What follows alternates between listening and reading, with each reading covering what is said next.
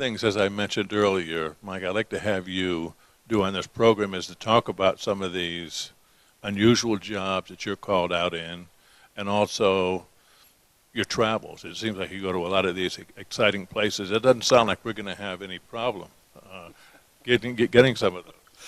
Well, this is my 45th year in the business, and I'm really hoping I can have 45 more years, because if someone had told me back in '68 when I started that all of this stuff was going to happen, I probably would have gotten into the tile business sooner if I could. But the thing that has always driven me is from an early age, I've just loved this material. We know a lot about the ancient world because the mosaics are the only things that are left of their civilizations. So there's a lot of history there. In the past, mosaics were really only seen in the municipal buildings or mosques or churches. So there was some importance there. There was money to literally paint history in it. One of my favorite mosaics is near the Parthenon in Greece, and there used to be a school there. And I was not really that good at math when I was in school, and I could never get the Pythagorean theorem. And I'm walking on this slab, and algebraic formulas were made literally, not with letters and equal signs and plus signs, but with tiles. It's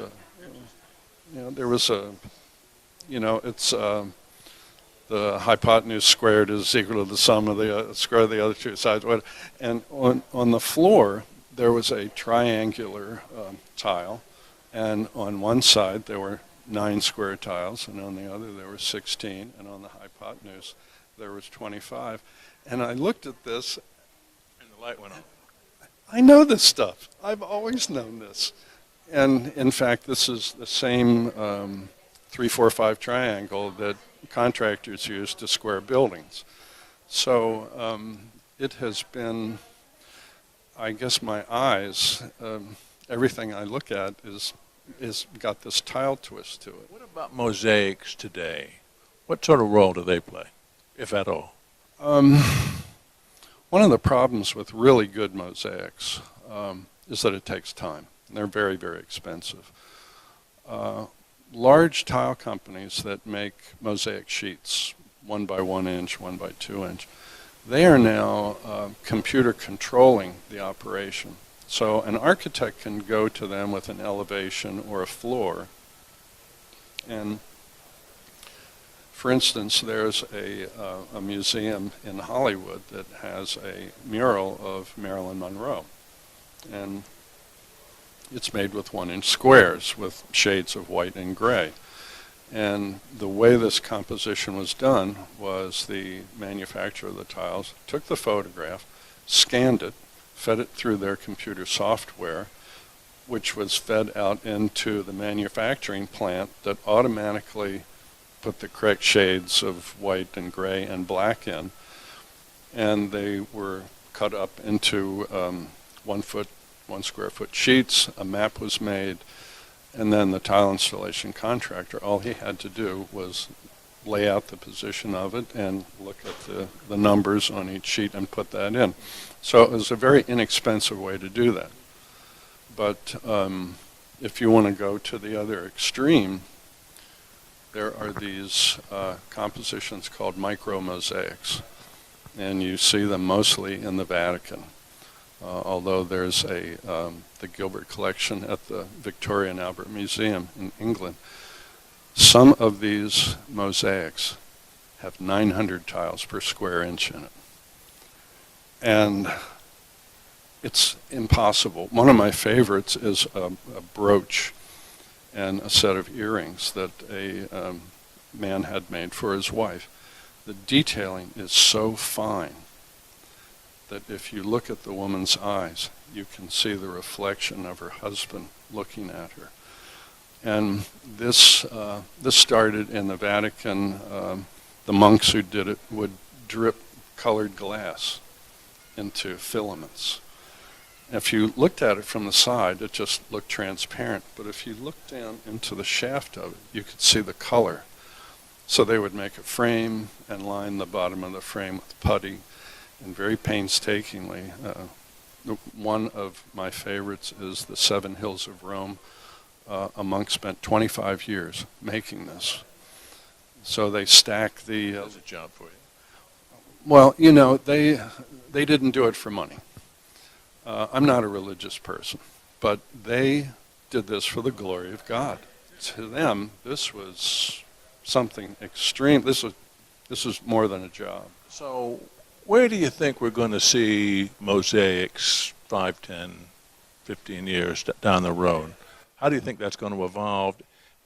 And the popularity of mosaics, is that going to grow? Well, as much as these manufactured mosaics with the 1-inch squares have brought the cost down, it's also obvious that an artist did not make that. A machine did. So there is a continued emphasis. An artist started the process, though, didn't it? The photographer really started the process, and the man who, or the woman who developed the software, they are the artist. Everyone else involved was just a packager, which is very, very different than an art studio mosaic. So what you did in your youth exists very rarely, you know, doing them piece by piece? Usually you see these in just coming out of art studios. And some of them are very, very meticulously done, one piece at a time. And they are adhered to a backing as the artist fills in the composition. Other artists do the same thing that the micro mosaic artists did. They put down a layer of putty and they press the bits, shells, stone, glass, whatever they're using. They press that into the putty, and so if they don't like something, they can pull it out and rearrange it. And then when they're finished, they'll cover the surface of that with water-soluble glue and something like a burlap bag or a piece of fabric. And when that dries, they peel it away from the putty and they trim the fabric around it. Now they can put that mosaic wherever they want to by just putting adhesive on the wall, pressing that in, and after it hardens up, they dampen the cloth and re-emulsify the glue and pull it off.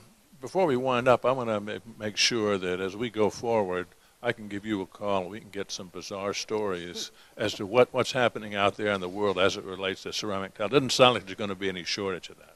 No, I don't think so. I don't think so.